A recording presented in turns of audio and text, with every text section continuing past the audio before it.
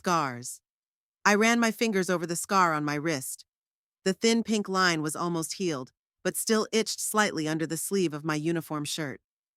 For the second time that morning, I checked to see if the cuffs were long enough to hide the mark. People ask questions when they see marks like that. Questions I don't have good answers for. There was a familiar hum of voices in the Phoenix 911 dispatch room, my coworkers taking calls, talking to patrol officers on their radios, tapping away at keyboards. I stopped at the entrance, taking a deep breath. 2 weeks of absence had turned a familiar place into something foreign. Or maybe it was me who had become a stranger. Mircea! Douglas, our supervisor, spotted me first. Glad you're back. His smile didn't reach his eyes. I knew that look, a mixture of pity and wariness. The way you look at a bomb that might go off. Thanks, Doug. I tried to smile back. I was glad too. It was a lie. I wasn't glad. I was scared, confused, and not at all ready to hear the panicked voices of people on the brink of life and death in my headphones again. But there was no choice. The hospital bills wouldn't pay for themselves. I walked to my desk. It was still the same as I'd left it that night 2 weeks ago. A glass of long-dried coffee, a framed picture of my cat Minnie, a small cactus that by some miracle hadn't withered yet, except someone wiped down the keyboard and dusted it off. Hey, you okay? Cheryl, who was sitting at the next station, turned to me, lowering her voice. I'm fine, I lied again. Just needed some time. Cheryl nodded with the same wary expression on her face that Douglas had. I saw her glance quickly at my hands, as if looking for proof. If you need anything, let me know, okay? I nodded, turning on the computer. As the system booted up, I looked at my phone. 3 missed calls from Evelyn. Not a single message. Typical of my older sister, she always preferred talking to texting. Easier to control, easier to manipulate. The first call came into my line exactly 17 minutes after my shift started. A woman reported smoke in a neighboring apartment. I went on autopilot, asking the right questions, writing down the address, sending the nearest fire brigade. My fingers moved across the keyboard, my lips uttered soothing phrases. My body remembered what to do, even if my mind was still wandering somewhere between a hospital room and memories. Stay on the line, help was on the way. By lunchtime, I'd taken 11 calls. Nothing serious, a couple of minor accidents, a suspicious man outside the school who turned out to be a father who'd forgotten his keys, an old lady with stroke-like symptoms. A typical day at the emergency services, but each call required the concentration I was sorely lacking. Winbush, Douglas's voice behind me made me wince. Can I talk to you for a minute? I followed him into his glass office, feeling the stares of my coworkers burning into my back. Surely they knew what this was about. Sit down, he pointed to the chair across from his desk. How do you feel after the first day? Fine. I tugged my sleeve lower. It's a little unaccustomed, but I'm doing okay. Douglas took off his glasses and rubbed the bridge of his nose, a gesture he always did before an unpleasant conversation. I read the doctor's report. He recommended another week of rest. I have to work, Doug. I can't afford another week without a paycheck. The company covers medical leave. Not in my case, I interrupted. Not when the official reason is self-harm under unclear circumstances. He wrinkled his nose and I realized I'd said it too harshly. But I was tired of pretending. Tired of pretending to believe the official story. Listen, Mircea. Douglas leaned forward. No one's judging you. We all have hard times. But we're responsible for people's lives. And if you're not able to, I'm fine. My voice sounded firmer than I expected. I know my job, and I know I didn't try to kill myself. Douglas sighed, putting his glasses back on. You were found unconscious in your own bathtub, with slashed veins and an empty wine bottle beside you. What are we supposed to think? That someone really wanted to make it look like a suicide attempt, I said quietly, knowing how it sounded. His gaze softened, and that was the worst part. The pity, the disbelief, like I was crazy.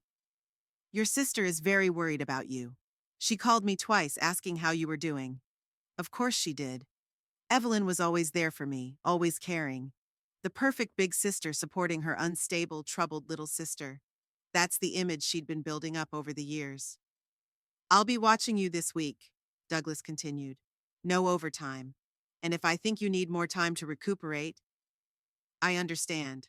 I nodded. Can I go back to work? Cheryl caught up with me in the break room with a cup of coffee. Here you go. She placed the cup in front of me. You look like you need it. Thank you. I gratefully accepted the hot drink. How's Michael doing? He got into college, can you believe it? Her face brightened at the mention of her son. Arizona State University, engineering. That's great, Cheryl. Tell him congratulations. She nodded, then looked around and lowered her voice. Look, I don't want to pry, but if you want to talk about what happened. I tensed up, gripping the cup tighter. Nothing happened, I answered automatically. At least not what everyone thinks. Cheryl looked at me questioningly. Mircea, I've been working with you for 5 years. We've taken calls about the worst things people do to each other and to themselves. I've seen you stay calm when parents find their children dead. You are the strongest person I know, and that's why I find it hard to believe. I didn't slit my wrists, I said quietly but firmly. And I didn't take the pills. Then what happened? I looked at her, trying to decide if it was worth the risk. Cheryl had always been kind to me, but did I believe her enough to tell her the truth? The truth that no one would believe? I don't remember, I said finally. I remember coming home after my shift. I remember taking a shower. And then I woke up in the hospital and everyone told me I tried to kill myself. That was a half-truth. I really didn't remember the moment, but I did remember who was in my apartment that night, who brought wine and suggested we talk about our problems. Evelyn. The memory washed over me in a wave, taking me back 2 weeks. You have to let me help you, Mercy, Evelyn said, pouring dark red wine into glasses. I'm your sister. Who else is going to take care of you? We sat in my small living room trying to bond for the first time in months. After what happened with Garth, I'd been avoiding her. But Evelyn was persistent. She'd always been persistent. I can take care of myself, I said then. Can you? She tilted her head, studying me with her dark eyes, so much like my own, and yet so alien. You're 35, Mercy. You have no husband, no children, just this job that's slowly killing you. You're lonely. I have friends. You do? She smiled, sipping her wine. Name one who knows you as well as I do. Who's been with you your whole life? I couldn't answer that, because she was right. Somehow Evelyn had always been the one constant in my life. Friends came and went. Boys didn't stay long. Evelyn was always there to remind me that I was all alone without her. Have a drink. She pushed the glass closer to me. It'll make you feel better. I did. And then I didn't remember anything. Mircea? Cheryl's voice brought me back to the present. Are you okay? I blinked, coming back to reality. Yeah, sorry, I was just thinking. Listen. She covered my hand with hers. I don't know what really happened, but I do know that you're a strong person, and you'll get through this, whatever it is. I tried to smile, but it didn't work. Thank you, Cheryl. I really do. The rest of my shift was a blur. I took calls, sent help, did everything I was supposed to do. But inside, I was growing restless. 3 missed calls from Evelyn. She didn't leave messages. She didn't text. Just called and waited for me to call back. She always does. When my workday was over, I walked out of the building into the hot Phoenix parking lot. The September sun was still burning mercilessly despite the approaching evening. I pulled out my phone and after a moment's hesitation, dialed my sister's number. She answered after the first beep, as if she was sitting with the phone in her hand, waiting. Merci, it's finally here. I was so worried. Her voice sounded genuinely concerned. Always did. Hi, Evelyn, I said, getting into the car. Sorry, I was at work. You're back at work? So soon? Dr. Lambert said you need at least another week of rest. Of course she spoke to my doctor. Evelyn always found a way to insert herself between me and the rest of the world.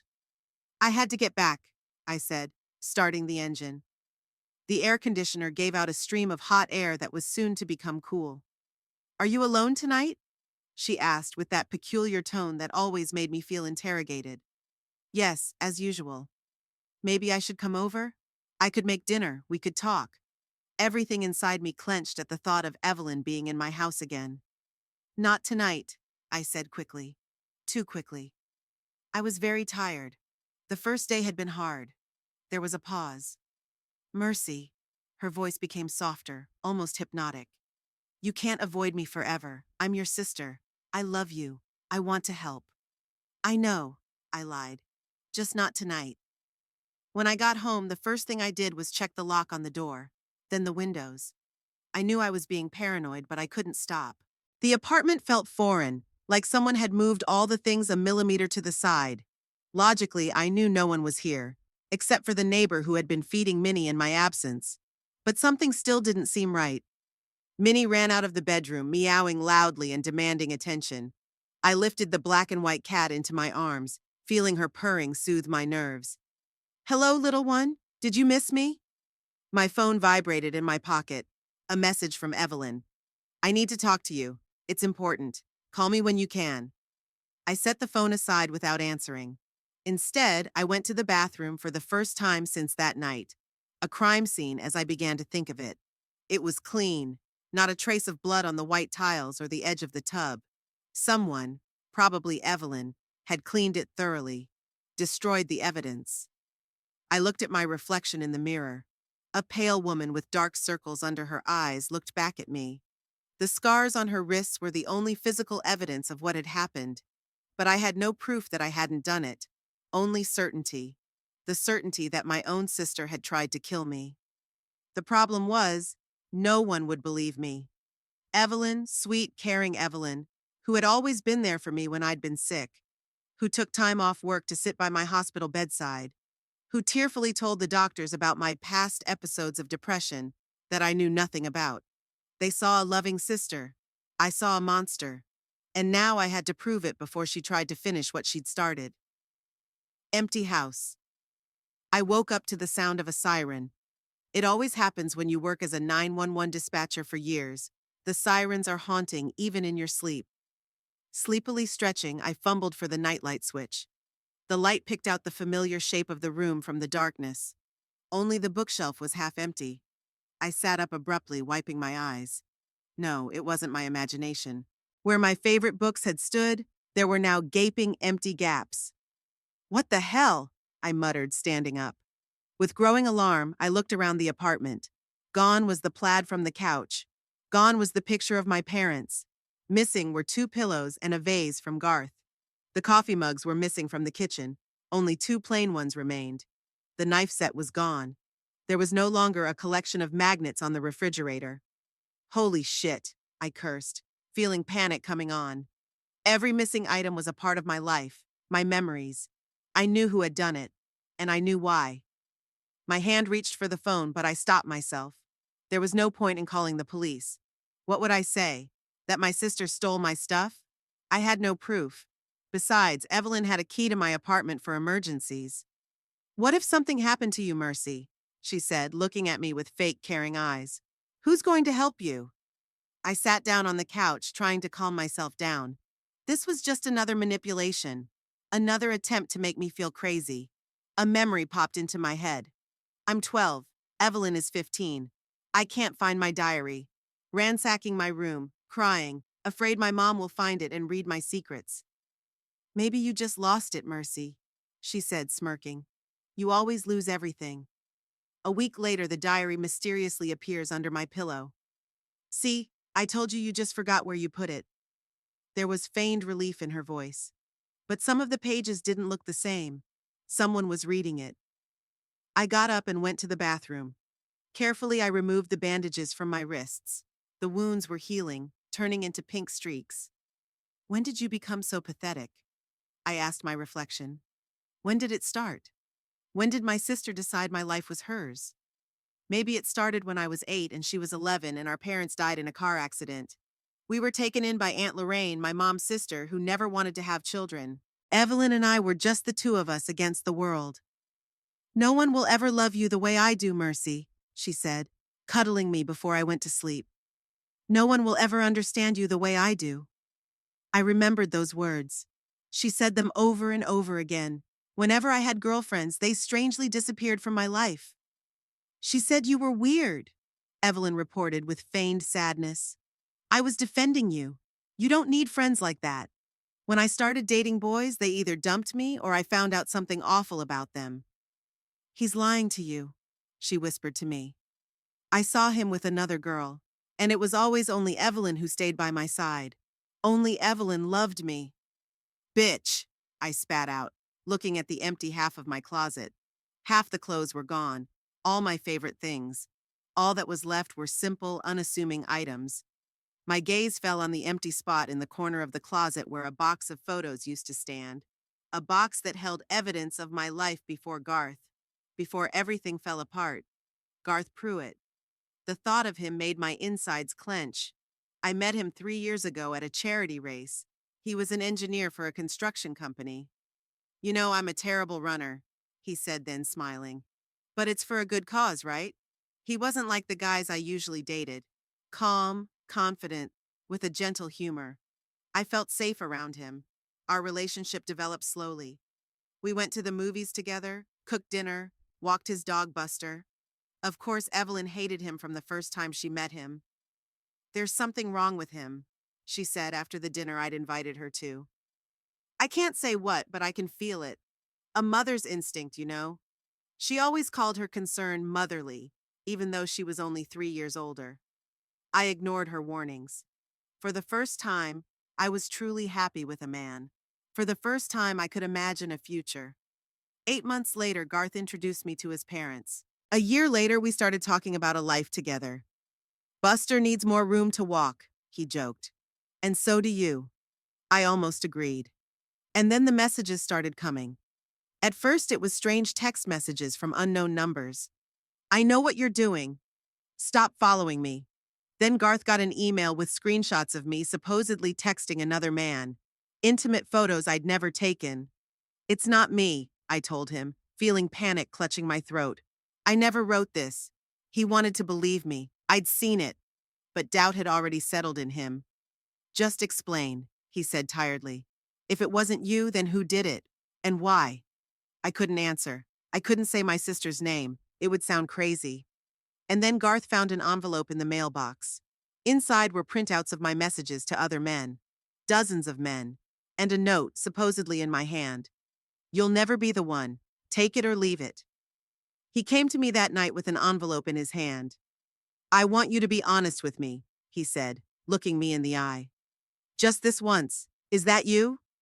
No, I cried, trying to make him believe me. I swear it's not me. Then who is it? And why does the handwriting look so much like yours? I couldn't answer. He left that night. He said he loved me, but he couldn't live in constant doubt. The next day, Evelyn came with wine and chocolate. Men always leave, she said as she poured the wine. They always do, but I'll never leave you. I was sitting on the couch when my phone vibrated. A message from Evelyn. We need to talk. I found your things. I don't know how I got them, but I want them back. Meet me at 4 by the suspension bridge at Superstition Canyon. It's nice and quiet there. Lying shit, I muttered. I reread the message several times. She admits she has my stuff, but pretends she doesn't know how. Typical Evelyn. Create a problem, then offer a solution. Why is the bridge in the canyon? It's weird. We've never been there together. The place was an hour outside of town. Something about that suggestion was unsettling. Why not just bring the stuff home? Or meet at a coffee shop? I set the phone aside without answering. I needed to think. Minnie jumped into my lap, meowing demandingly. I petted her. What am I going to do? I whispered. How do I prove I'm not crazy? The phone vibrated again. Please, Mercy. I really need to talk. I'm worried about you. After what happened, I just want to make sure you're okay. After what you did, I hissed into the void. I could feel the anger building up. After she tried to kill me. After stealing my stuff to make me feel crazy. But anger is useless. It provides no proof. I needed a plan. A way to prove, to myself and to others, that Evelyn wasn't who she seemed. I opened the hall closet and pulled out a small box hidden under my jackets. It contained things that Evelyn hadn't found. Photographs, old diaries, and the little voice recorder I'd bought after the Garth story, when I'd started to suspect my sister was up to something. I never used it. I was afraid to find out the truth, or afraid to admit I already knew it. But now I had no choice. If Evelyn had tried to kill me, she would try again. I checked the batteries. The recorder worked. The small device fit in the palm of my hand, easy to hide. Another memory. Evelyn leading me by the hand across the schoolyard on my first day at my new school after my parents died. "Stay close to me," she said, squeezing my hand. "I'll protect you." Evelyn helps me pick out my prom dress. "It's too revealing," she wrinkled her nose. "You don't want people to think you are." Evelyn sits next to me in therapy after my nervous breakdown my freshman year of college, a breakdown I barely remembered. "She's always been a little unstable, doctor," she said with fake concern. "It was because of her parents' deaths. All my life, Evelyn had controlled my perception of the world and how the world perceived me. She had created the image of an unstable little sister, unable to function without her support. But now I knew. I saw what life could be like without her control.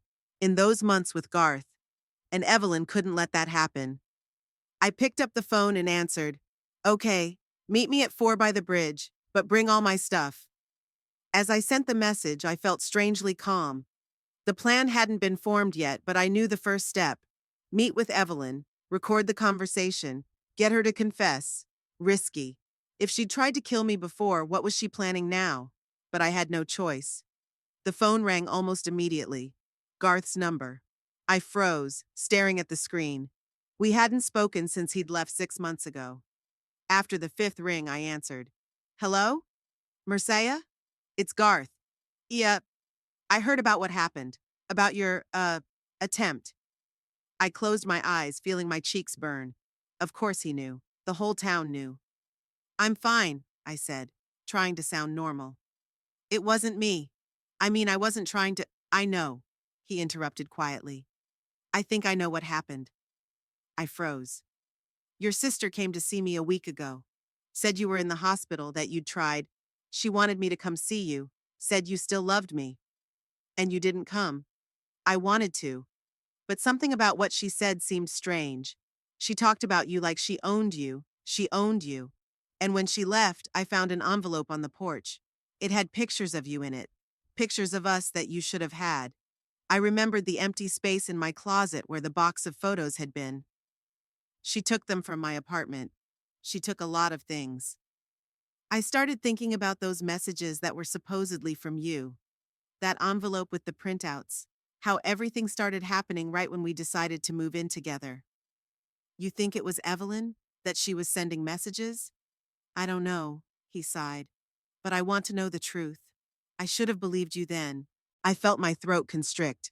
For the first time in a long time, someone was willing to hear my side of the story. "She wants to meet me today. At the suspension bridge at Superstation Canyon.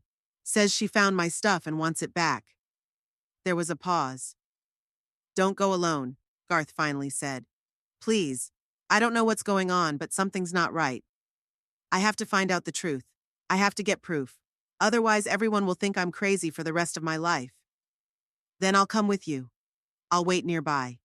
She can't see me, but I'll be there if anything goes wrong." I wanted to say no. I wanted to say it was my problem. But fear was stronger than pride. "All right. Meet me at the trailhead at 3:30. We agreed on the details and I hung up feeling a strange mixture of fear and hope. Maybe I'm not crazy. Maybe Evelyn really was doing all of this. And maybe today I'd finally get proof. I looked at the recorder in my hand, then at the clock. There were 4 hours until the meeting. 4 hours to prepare for a confrontation with a man who knew me better than I knew myself. With the man who may have tried to kill me. My sister. Bridge Canyon Superstition greeted us with a blazing sun. Garth and I parked at the beginning of the trail to the bridge. His presence gave me confidence, but fear still twisted my insides. "Are you sure you can handle it?" Garth asked, turning off the engine. "We could just leave. Change license plates, change your address, start over." I shook my head, checking the recorder in my pocket. "No, she'll find a way back into my life. She always does. I need proof." Garth nodded, gripping the steering wheel tighter than necessary. "Okay, I'll follow you from a distance. If anything goes wrong, yell." "Thank you." I tried to smile, but my lips wouldn't do it. "I really do.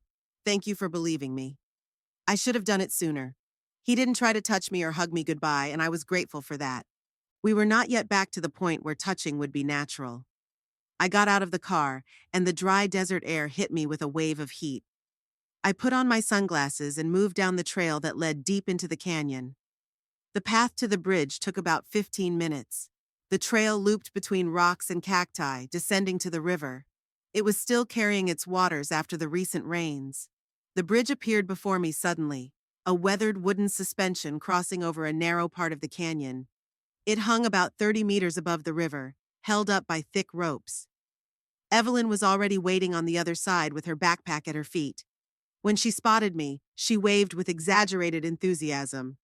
"Merci!" she shouted. "You made it!"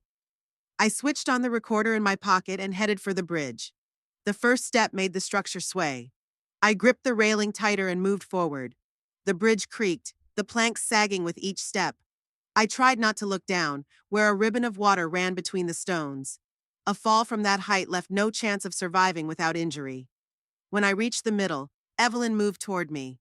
The bridge rocked harder under the weight of two people. She stopped a few steps away from me, smiling her trademark smile, wide but never reaching her eyes. "You look better," she said, looking me over from head to toe.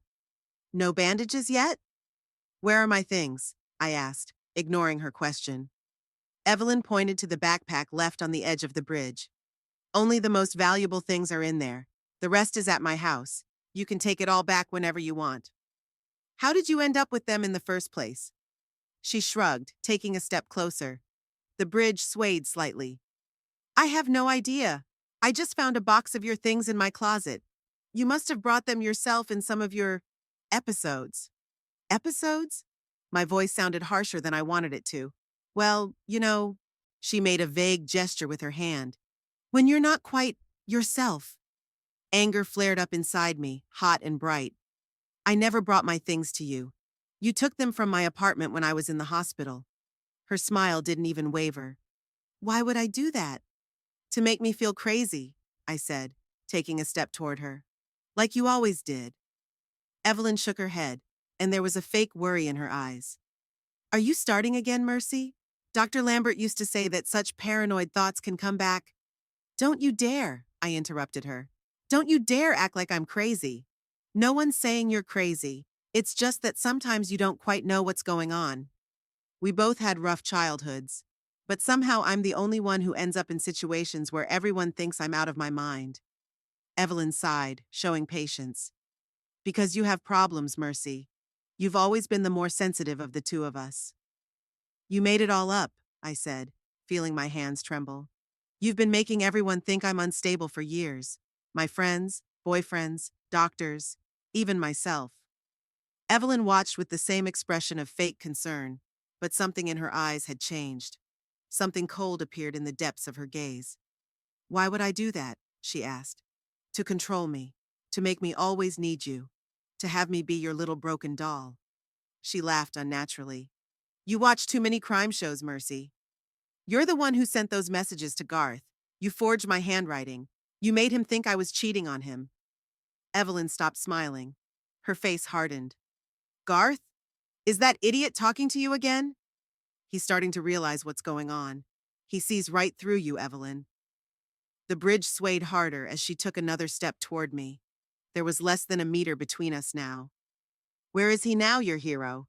she asked with a sneer. "Or did he leave you again as soon as it got hard?" "He knows where I am, and he knows who I'm dating." Something flashed in her eyes, quick as lightning.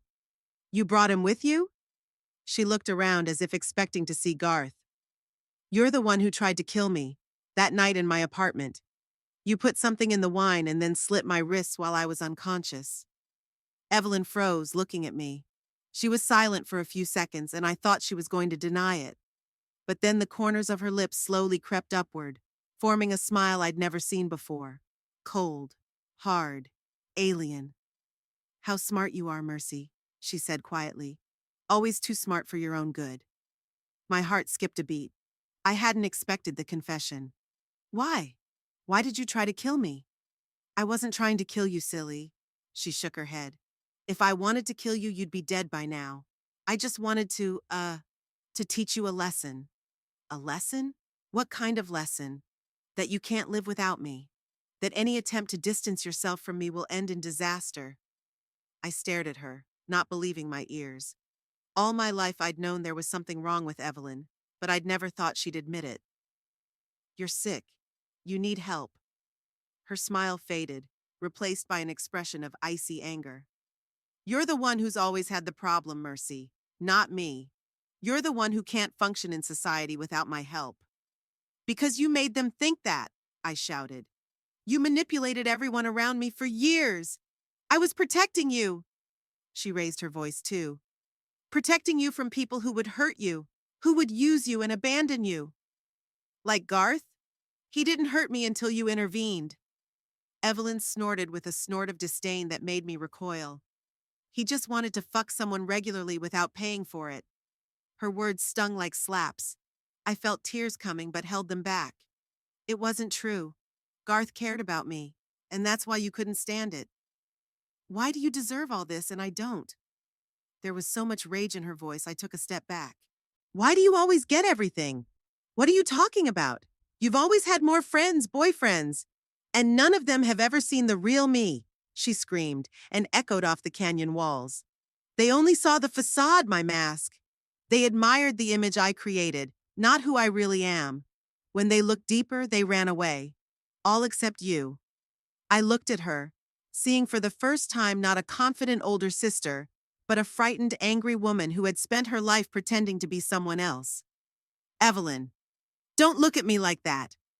She took a step forward, and the bridge swayed dangerously. Don't you dare pity me. I'm not pitying you. I'm just trying to understand. There's nothing to understand, she snapped. You took everything from me. Took what away? Evelyn, you're the one who's always controlled my life.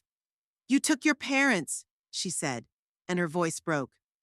They always loved you more, little Princess Mercy, and I was just a spare daughter. I stared at her, stunned. We never talked about our parents so directly.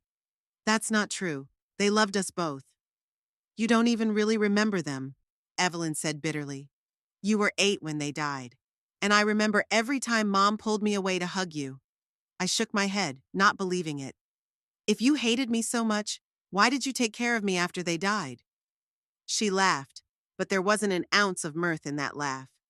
Because you were the only person who needed me, the only one who couldn't leave me. She took another step, and now we were standing so close that I could see my reflection in her pupils. She grabbed my shoulders, digging her fingers into my skin. You can't just walk away from me, Mercy. You're the only thing I have. You don't own me, I said, trying to free myself. I'm not your doll. Her face contorted with rage. You're not? Who wiped your snot when you cried at night? Who braided your hair? Who protected you from the bullies at school? I created you, Mercy. You tried to make me dependent on you, but it didn't work. I can live without you. With Garth? She spit out his name. He left you as soon as things got complicated. That's not love, I said quietly. It's obsession, control. It's a disease, Evelyn. She let go of me so abruptly that I swayed. The bridge creaked and swayed harder. You ungrateful bitch. After all I've done for you. You tried to kill me. I already told you I wasn't going to kill you. She rolled her eyes. I just wanted you to realize how much you needed me. You're sick, I repeated, taking a step back. And I'm not going to let you control my life anymore. I turned, about to walk away, back to the beginning of the bridge, where I hoped Garth was already waiting for me. But Evelyn grabbed my arm, yanking me back with such force that I almost fell. Where are you going? We're not done yet. Let go of me. You can't tell me what to do anymore. Her grip got even tighter, her nails digging into my skin. I'm your big sister. I'll always tell you what to do. No, I jerked my hand free. You won't. I'm not afraid of you anymore. Something changed in her eyes. They became empty, like a shark's. She looked down at the river, then back at me. If I can't have you, she said quietly, no one can. Before I could react, she leaned over and grabbed onto something on the side of the bridge. With horror, I realized she was holding a knife, the same knife from my kitchen set. What are you doing? She didn't answer. Instead, she began sawing one of the ropes holding up the bridge. The old fibers gave in easily, disintegrating under the blade. Evelyn, stop! I screamed. You'll kill us both! She looked up at me and smiled a creepy smile. No, just you. I know how to fall, and you were always so clumsy. The rope began to disintegrate. A few strands snapped. The bridge tilted and I grabbed the railing.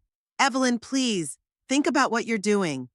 I've been thinking about it for a long time, ever since you said you were moving in with Garth. The rope made a snapping sound. In a few more seconds, it'll snap completely. Garth! I shouted, hoping he'd hear me. Garth, help! Evelyn laughed. He won't hear you from here.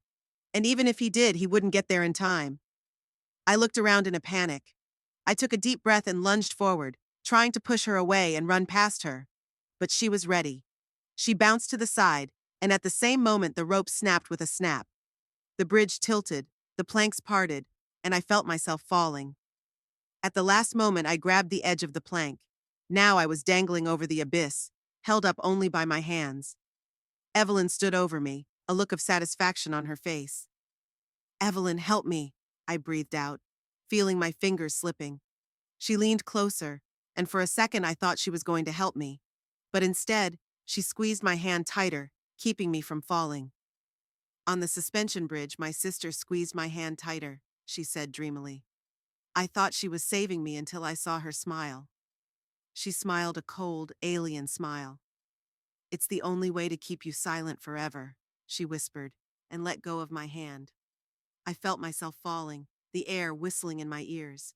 The last thing I saw before I hit the water was Evelyn's face, calm and satisfied. And then there was only pain.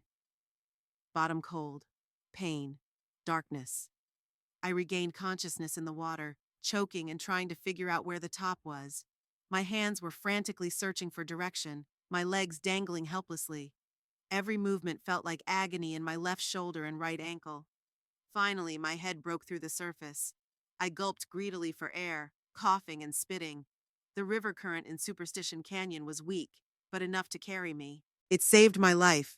The water cushioned my fall from the bridge. Evelyn's face was still in front of me, her cold smile as she let go of my hand. It's the only way to keep you silent forever.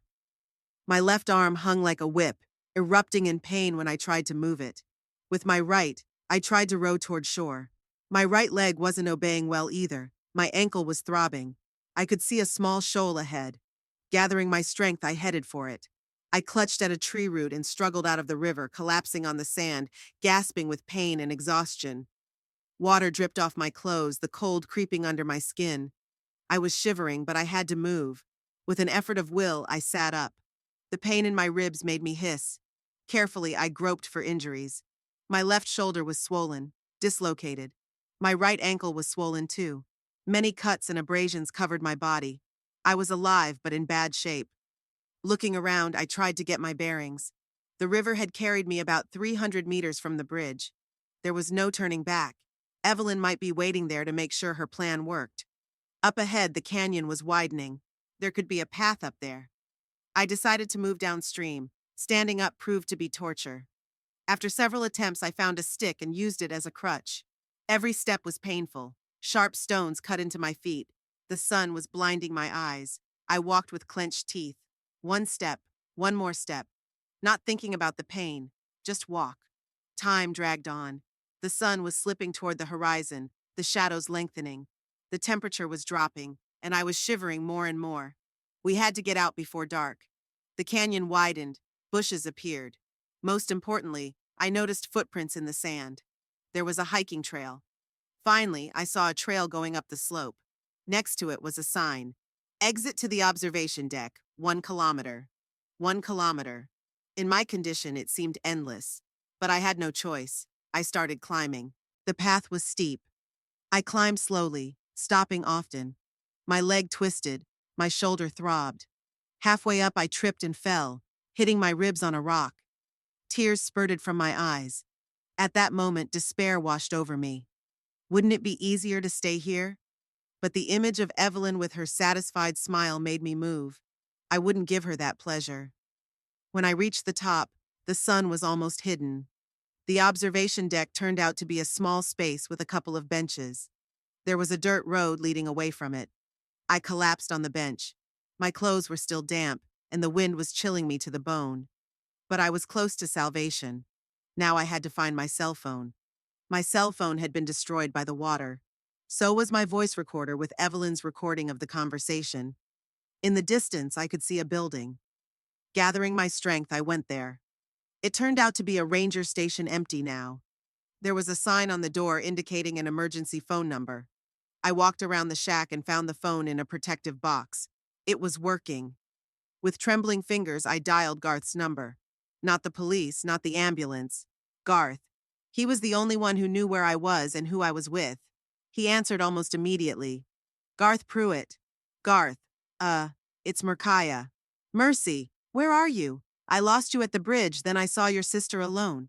She said you'd gone the other way, but I didn't believe her. I looked for you. She tried to kill me, I interrupted. She cut the rope. I fell into the river. A short pause. Jesus, are you hurt? Where are you? At the ranger station at the lookout. I got out of the canyon, found a phone. Garth, I can't.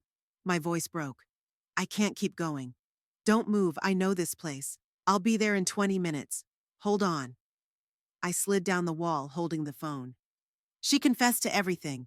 The suicide attempt. The text to you. Everything. I had a tape, but the tape recorder got wet. We'll deal with that later. Right now, it's all about you. Merci. I'm sorry. I should have believed you in the first place. I closed my eyes, feeling the tears.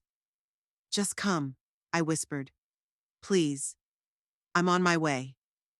Hanging up the phone, I remained sitting against the wall. My strength was gone. Every muscle ached, every breath echoed in my ribs. I closed my eyes, concentrating on my breathing. Just breathing. Inhale. Exhale. I survived.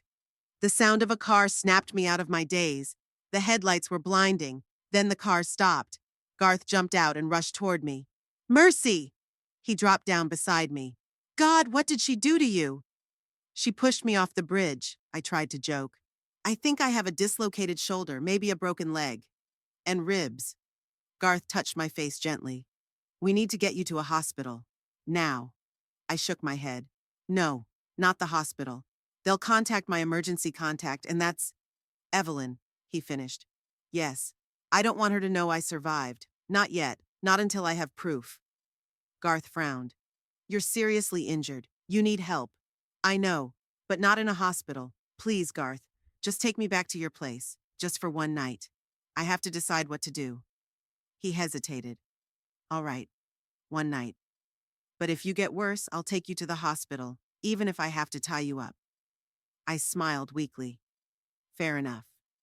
Garth lifted me into his arms with care, but every movement resonated with pain. I bit my lip as he carried me to the car and put me in the back seat. I have a first aid kit, he said, putting his jacket over me. And there's medicine at home. But Mercy, if your injuries are serious... I know, I interrupted. If it gets worse, I'll go to the hospital. I promise. He nodded and got behind the wheel. The warmth of the cabin and the rocking motion was soothing. Fatigue was taking its toll and his eyelids were getting heavy. Don't sleep, Garth's voice brought me back. You could have hit your head. You need to stay awake. I tried to keep my eyes closed. Talk to me, I asked. Anything. Okay. You know, I never believed you cheated on me. Even when I got the messages. Something inside knew it wasn't true. But you left, I said without rebuke. I did, he agreed. And that was the biggest mistake of all. I should have fought for us, worked things out. Instead, I just ran away. I stared at his profile, illuminated by the dashboard. You couldn't have known, I said quietly. I wasn't sure myself until today. This sounds crazy. My sister manipulated me for years, convincing everyone I was unstable and then tried to kill me. Like a bad thriller, he agreed. But I saw her, Mercy.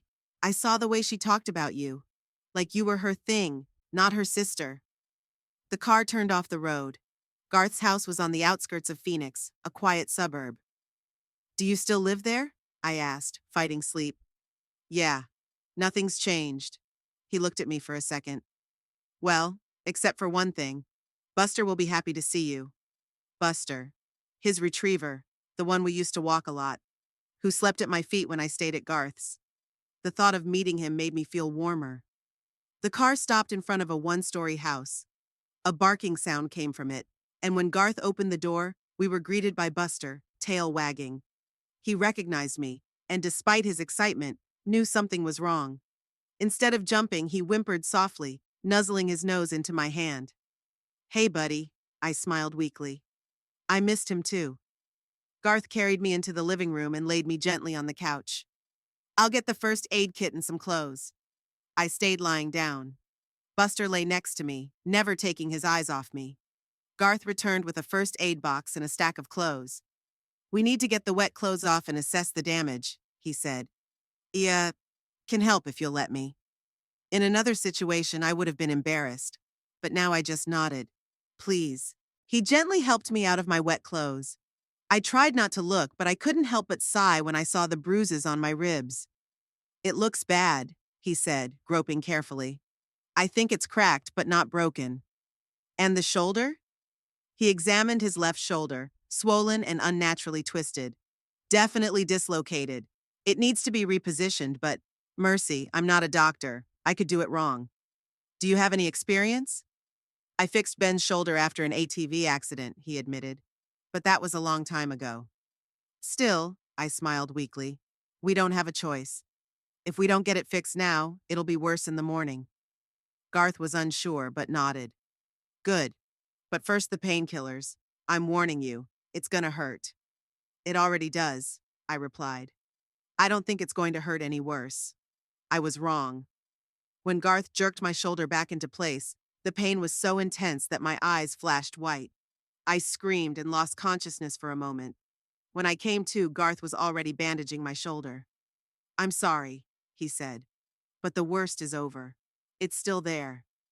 Indeed, the pain was dull, tolerable. I could feel the joint popping back into place. "Thank you," I breathed out. "You did it." Garth smiled weakly and continued his examination. The ankle was sprained but not broken. He bandaged it. "That'll help with the swelling," he said. "Now the ribs." He gently felt my chest. I flinched, but I tolerated it. "I think it's cracked," he concluded. "It'll be sore for a few weeks. Avoid any sudden movements." He helped me into a dry t-shirt, his own, too big but warm, and laid me back down with some pillows. "Here," he handed me pills and water. "Painkillers. It'll wear off in 20 minutes." I took the medicine, feeling a lump in my throat. Garth's concern, his willingness to help despite his past, touched me. "Thank you," I said quietly, "for everything.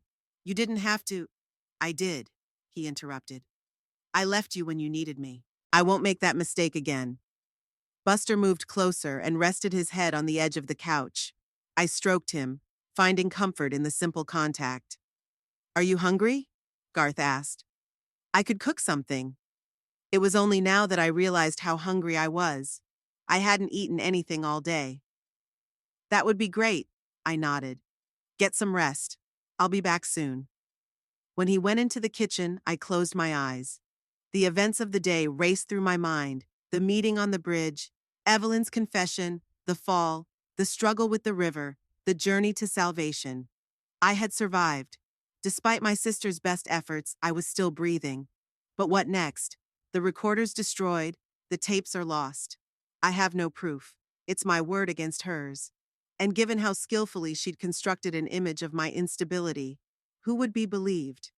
There were sounds coming from the kitchen, the clatter of a knife, the gurgle of water, Garth's quiet purr. Such mundane, domestic sounds. They seemed unreal after everything that had happened. Buster whimpered softly, and I petted him again. "It's going to be okay, buddy," I whispered, not knowing whether I was trying to convince him or myself. The anesthetic was starting to take effect, dulling the pain. My thoughts became visceral. I fought sleep, knowing I shouldn't sleep until we were sure there was no concussion, but it was getting harder. Garth returned with a bowl of soup. "Just chicken broth with vegetables," he said, setting the tray down next to me. "Should help." He helped me sit down and held out the bowl. I tried to take the spoon, but my hand was shaking too much. "Let me," Garth said softly, taking the spoon. There was something intimate about the way he fed me, gently bringing the spoon to my lips. Better? He asked when the bowl was half empty. Much better, I answered. Thank you. He set the spoon aside and looked into my eyes. Your pupils are responding normally and you're not confused. I don't think you have a concussion. You can go back to sleep. I'll wake you up in a few hours to check on you. The idea of sleep seemed wonderful. My eyelids felt heavy. Are you sure? Positive. Get some rest, Mercy. I'll be here when you wake up. Those words were the last thing I remembered before falling into a deep, healing sleep. Evidence. The morning of the 5th day at Garth's house greeted me with the aroma of coffee and the sounds of quiet fiddling in the kitchen. I carefully sat down on the couch that had become my bed for the days. My body still ached, but it wasn't as painful. My ribs ached with every deep breath, and my shoulder remained bound in the bandage, but I could move on my own with the cane Garth had found in the garage. Good morning, his voice made me turn around. He was standing in the kitchen doorway with 2 cups of coffee. How are you feeling? Better, I replied, taking the cup. I think I'm ready. He understood without further explanation. We'd been talking about this for the last few days. The need to find evidence that would convince the police that Evelyn was dangerous. Are you sure? He asked, sitting down across from me. We can wait another day or two. I shook my head. No. The longer we wait, the more chance she'll suspect something.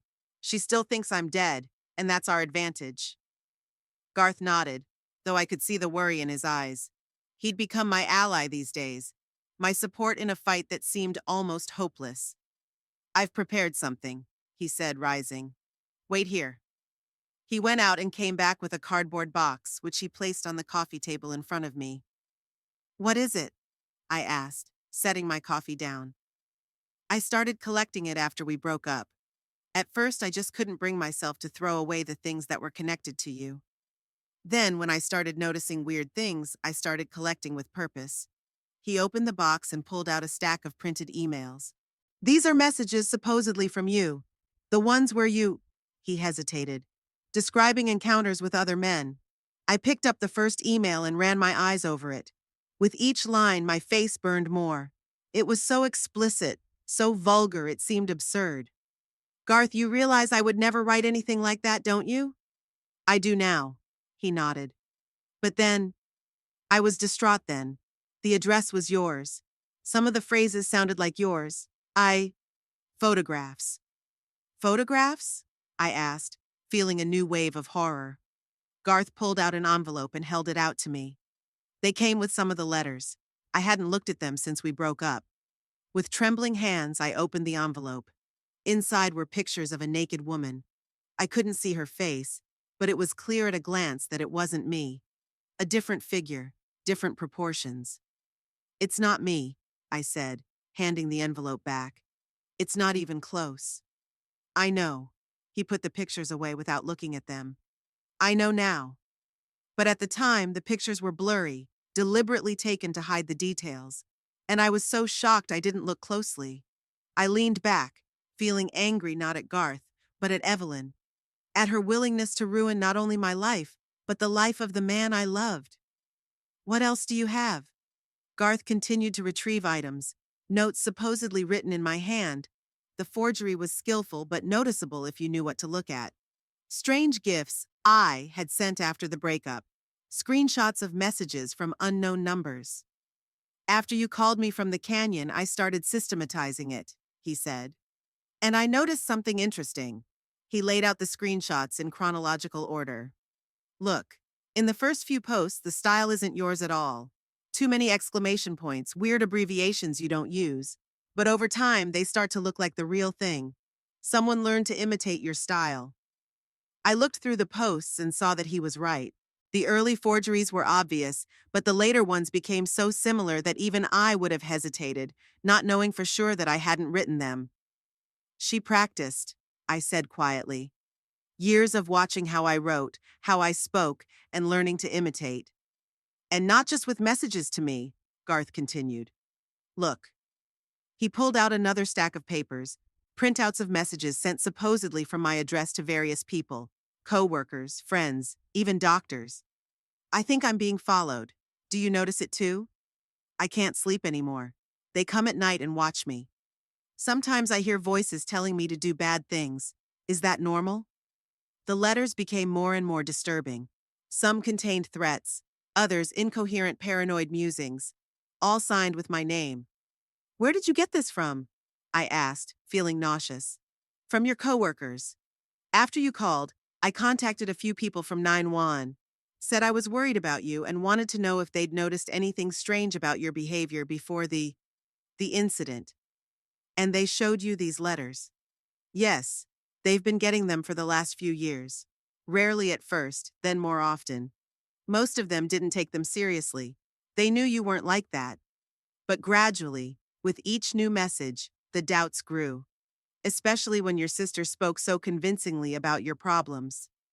I closed my eyes, imagining how Evelyn had methodically, year after year, created the image of an unstable Messiah. How she'd been preparing the ground for the day she decided to get rid of me for good. How she'd carefully constructed a situation in which no one would be surprised by my suicide. She's been planning this for a long time, I whispered. Probably since she was a little girl. Garth gently touched my arm. Mercy, I know how this sounds, but what if she really is sick? Not you, but her. What she did.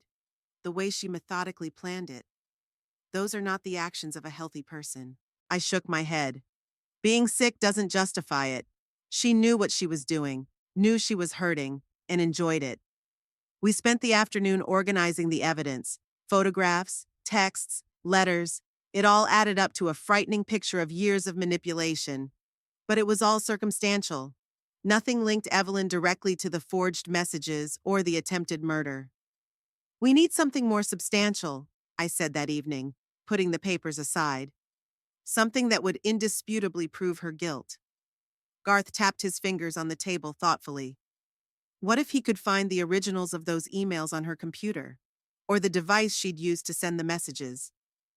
You'd have to get into her apartment for that, I shook my head. It's too risky. She won't catch on, he said firmly. Because she thinks you're dead, and I can find out when she's at work. How? I'll call the insurance company where she works. Tell them I want to discuss the policy, but I can only talk to her. They'll tell me when she'll be in. I thought about what he said. The plan was risky, but doable. All right, let's do it. But I'm gonna need a key to her apartment. You have a key? Yeah. Evelyn insisted I have a key in case of emergency, like she had for my apartment. It's in a purse that was left at home. Garth nodded. Then we'll stop by your place first. I'll call the insurance company tomorrow and figure out the schedule. And then we'll find something to end this nightmare, I finished. We left early the next morning. Garth insisted that I stay in the car while he retrieved the key from my apartment in case the neighbors saw me and told Evelyn I was alive. While I waited, Garth called the insurance company from a payphone. The conversation was short. Evelyn would be at work until 7 in the evening. We've got all day, he said when he returned with the key. But we'd better not take too long. The less time we spend there, the less chance of anything going wrong. Evelyn's apartment was in a modern complex with a security guard. But the guard only glanced at us and waved his hand, apparently mistaking me for Evelyn and Garth for my companion. When we reached the 5th floor, we stopped in front of the door. I reached for the key, but my hand was shaking so badly that Garth took it from me gingerly. Let me, he said quietly and opened the door. Evelyn's apartment was spotlessly clean, stylishly furnished. Nothing at first glance betrayed her manipulative nature. Where do we start? Garth asked, closing the door quietly. The bedroom, I said without hesitation. If she has a hiding place, it'll be there. We went into Evelyn's bedroom. The room was just as spotless. Neatly made bed, perfectly arranged vials on the table, not a single extra thing. I started with the closet, methodically checking the shelves and drawers. Garth went for the dresser and nightstands. The closet yielded no results, just neatly folded clothes and shoes. But when I moved on to the space under the bed, I noticed something odd. One of the floorboards looked slightly raised, as if it had recently been removed. Garth, I called softly, help me with this. He dropped down beside me, and together we carefully lifted the board. There was a small hollow beneath it, and in it was a metal box, locked with a simple padlock. Bingo, Garth whispered, pulling out the box. The lock yielded easily, a simple padlock that Garth had used a paper clip to open. But the contents of the box made us stiffen. Inside were my personal belongings, a childhood diary I'd thought lost years ago, a few letters to friends that had never been sent, photos with my face scrawled or scratched out. But most disturbing were the printouts of articles about accidents and suicides, carefully underlined and with notes in the margins. Woman killed falling off bridge, accident or suicide. River tragedy, body found after 3 days. Mentally unstable patient killed herself after discharge. There were notes in Evelyn's handwriting. Too obvious. No witnesses. Good. Check distance from bridge to river. Jesus, Garth exhaled, looking through the articles. She really had planned this, methodically choosing a way to kill you in a way that made it look like suicide. I nodded silently, feeling cold inside. There was a flash drive lying under the articles. Garth took it and inserted it into Evelyn's laptop on the table. The contents of the flash drive were even more frightening. Files organized by category. Messages for M's coworkers, emails for M's friends, photos for G. A separate folder called simply The Plan, and contained notes on how to make everyone believe I was unstable, how to isolate me, how to set the stage for my suicide. The last file, dated the day we met on the bridge, contained a single line. Today, Messiah Winbush will cease to exist. That's more than we could have hoped for, Garth said, copying the files onto his flash drive. With that, the police should arrest her. I nodded, amazed at the extent of my sister's obsession. This wasn't a spontaneous act of anger. This was a cold, calculated plan, executed over years with frightening methodicality. While Garth copied the files, I continued to look around and discovered another unexpected place, the guest room.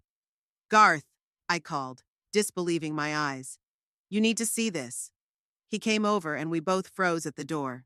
The room had been turned into a shrine of sorts, dedicated to me. The walls were hung with pictures of me, from childhood to recent. Between them hung newspaper clippings, notes in Evelyn's hand, charts and maps. In the corner stood a mannequin with a wig that looked like my hair, dressed in my missing clothes. Shelves along the walls were lined with things I thought were long lost. Toys from my childhood, jewelry, books, even an old teddy bear. All neatly arranged, like a museum. But the creepiest was the table in the center. On it were my posthumous things. The mourning clothes Evelyn had obviously planned to wear to my funeral. A black picture frame, samples of the obituary written in her hand. Messiah Winbush, age 35, tragically passed away after a long struggle with mental illness. Her loving sister Evelyn was there to the end, trying to help. She's already written my obituary, I whispered, feeling nauseous. She was already preparing for my funeral. Garth wrapped his arms around me, pulling me to him as if trying to protect me from this sight. We need to call the police immediately, he said. This isn't just evidence anymore, it's crazy. I nodded, unable to take my eyes off the room, off this altar of my death. Let's gather the most important evidence first, I said, trying to think rationally, in case they didn't believe us right away. We methodically gathered the most convincing evidence: a flash drive with files, clippings of Evelyn's notes, photocopies of the pages in her notebooks where she'd planned my suicide.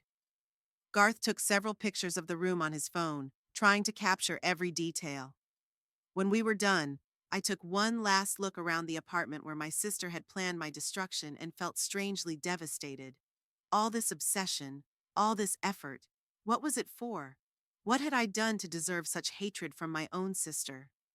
We called the police from Evelyn's apartment. I gave my name and summarized the situation, trying to sound as collected as possible. The officer on duty was skeptical at first, but when I mentioned the evidence room, he sounded interested. Stay where you are, he said. The patrol car will be at your place in 10 minutes. While we waited, I sat on the edge of Evelyn's couch, feeling strangely detached, as if everything that was happening was a scene from a movie, not my life. Are you okay? Garth asked, sitting down next to me. I don't know, I said honestly. I just can't believe that she... That all this time. The words stuck in my throat. How do you describe the feeling when you find out that the person who was supposed to love you the most has been planning your death for years? The police arrived quickly, 2 officers, a man and a woman. They listened to my story with professional attention, writing down details. When I showed them the sanctuary, their skepticism was replaced by obvious concern. Ms. Winbush, said Officer Ramirez, a woman with short dark hair, we're launching an investigation immediately.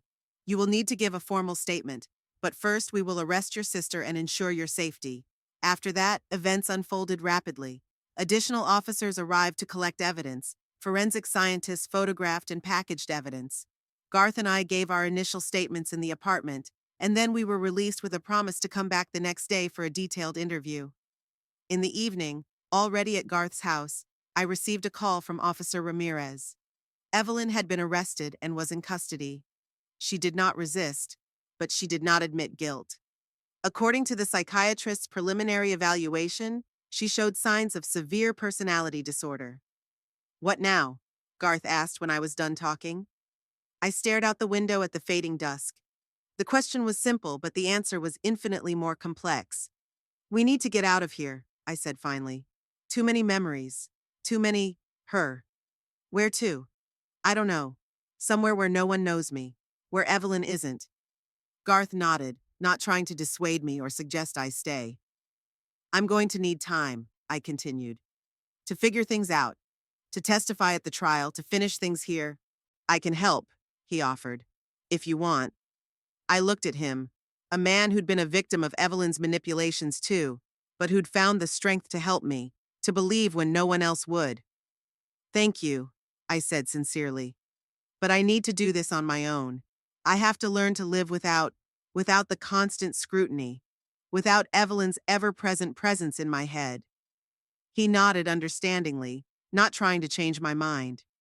I'll be here if you need me. Just remember that. Over the next weeks, I immersed myself in bureaucracy. Endless interviews with the police, depositions, meetings with the prosecutor. Evelyn refused to plead guilty, but the evidence was overwhelming. Her lawyers obtained a psychiatric evaluation, which confirmed a personality disorder but declared her sane for trial. At the same time, I was working on my future. I found a job at a dispatch office in Santa Fe, far enough away from Phoenix to start over, but not so far that it was impossible to return for court hearings. The week before I left, I visited Evelyn in the detention center. I wasn't sure why I did it. Maybe to close the gestalt, maybe out of a last hope to understand. She looked smaller than in my memories. Her orange prison robe hung over her skinny shoulders, the dark circles under her eyes contrasting with her pale skin. But there was no remorse in her gaze, just cold calculation.